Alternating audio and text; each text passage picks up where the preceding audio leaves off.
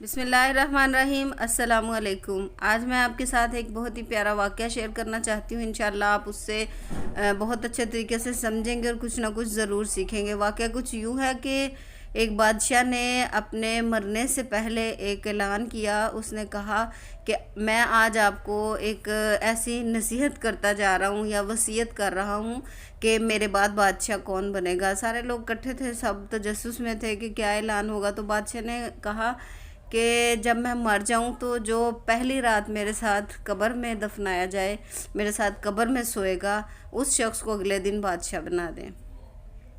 سارے لوگ کافی خوف زدہ ہوئے کہ قبر میں کیسے رات گزار سکتے ہیں۔ تو ایک غریب کسان تھا، اس نے سوچا کہ میرے پاس تو صرف ایک گدھا ہی ہے، اس کے علاوہ تو میرا آگے پیچھے بھی کوئی نہیں، تو کیوں نہ میں بادشاہ کے ساتھ رات قبر میں گزاروں۔ اس کسان کی رضامندی کے ساتھ جو ہے اس کو بادشاہ کے ساتھ پہلی رات قبر میں دفنا دیا گیا، اور ساتھ قبر کو کور کر کے لوگ واپس آ گئے۔ خیر، قبر کا حساب کتاب شروع ہوا، فرشتے آئے، فرشتوں نے جو ہے پہلے اس کو آدمی کو ہی پکڑا اور اس سے پوچھا کہ ہاں جی بھئی تمہارا حساب کتاب مطلب ہم شروع کر رہے ہیں۔ تو اس نے کہا میرا حساب کتاب کیا لینا ہے، بادشاہ سلامت سے لے، میرے پاس تو بس ایک گدھا ہی تھا، میں نے کیا حساب دینا، میرے پاس اور کچھ بھی نہیں تھا۔ تو جو فرشتے تھے انہوں نے حساب کتاب میں اس سے سوالات کیے، اور کہ بھئی تم نے فلاں دن گدھے کے اوپر بہت زیادہ بوجھ ڈالا تھا، فلاں دن تم نے گدھے کو پانی نہیں دیا تھا، اس کو دھوپ میں باندھا تھا، یہ وہ اس طرح کے اتنے زیادہ سوالات کا سلسلہ جاری و ساری رہا کہ ساری رات گزر گئی اور دن چڑھ گیا۔ تو ایسے میں وہ آدمی جب اس کو نکالا قبر سے تو وہ تو دوڑا، ایسا دوڑا، اس نے کہا میں نے بادشاہ نہیں بننا۔ کہا نہ بابا نہ، میں بادشاہ بالکل نہیں بنوں گا، آپ جس کو مرضی بادشاہ بنا دیں۔ آخر اس سے وجہ پوچھی گئی کہ بھئی کیا وجہ ہے، تم نے کیوں بادشاہ نہیں بننا؟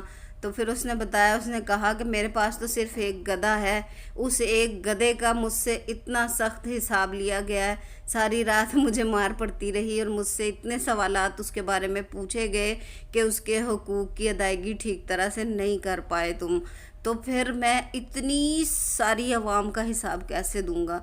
میں نے بادشاہ نہیں بننا، آپ جس کو مرضی بادشاہ بنا لیں۔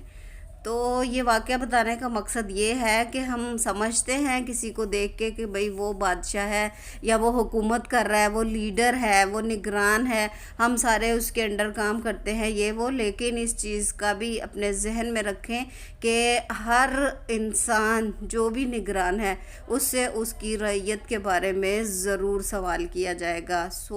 لہٰذا آپ کوشش کریں کہ آپ جس پوسٹ پر بھی ہیں اپنے کام کو احسن طریقے سے ادا کریں، اچھے طریقے سے اپنی ذمہ داریوں کو نبھائیں اور ایک دوسرے کے حقوق کا خاص خیال رکھیں، تو انشاءاللہ دنیا اور آخرت دونوں جہانوں میں کامیابی نصیب ہوگی۔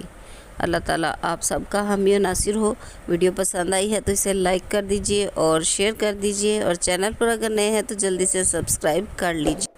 میرا بھی تو حق بنتا ہے نا کہ آپ کو اتنا کچھ سنایا ہے، اتنے واقعات سناتی ہوں، ریسپیز شیئر کرتی ہوں، تو آپ ایک چھوٹا سا لائک کا بٹن دبا دیں۔ تو ملتے ہیں نیکسٹ ویڈیو میں، جب تک اپنا بہت سا خیال رکھیے گا۔ اللہ حافظ۔